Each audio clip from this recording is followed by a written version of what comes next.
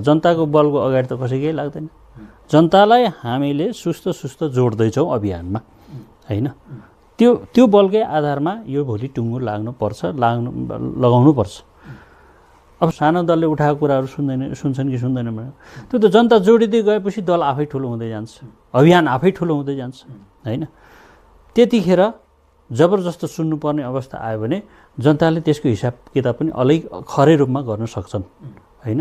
तर कुरा के हो भन्दाखेरि जुन खालको चाहिँ एउटा मुलुकमा चाहिँ अब भ्रष्टाचारको चाहिँ जुन अब विभिन्न खाले भ्रष्टाचार भन्नुभएको छ नि, साना भ्रष्टाचारीलाई या भ्रष्टाचारको विषयलाई चाहिँ कारबाही गरे जस्तो गर्ने, ठुलोलाई चाहिँ नगर्ने भन्ने जुन कुरा छ नि, यसको पनि हिसाब किताब त हुन्छ नि।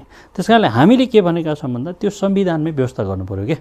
नयाँ पुस्तालाई राम्रो देश दिनु भनेर मत दिनु है handshake सम्झेर, हात मिलाएको चिन्हमा मत दिनु होला है, गुड गरेको चिन्हमा नबिर्सनु है, बुबा नबिर्सनु है।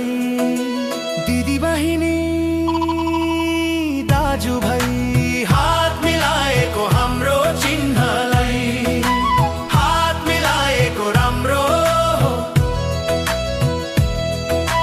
देश बनेको राम्रो हो, देश बनेको राम्रो हो।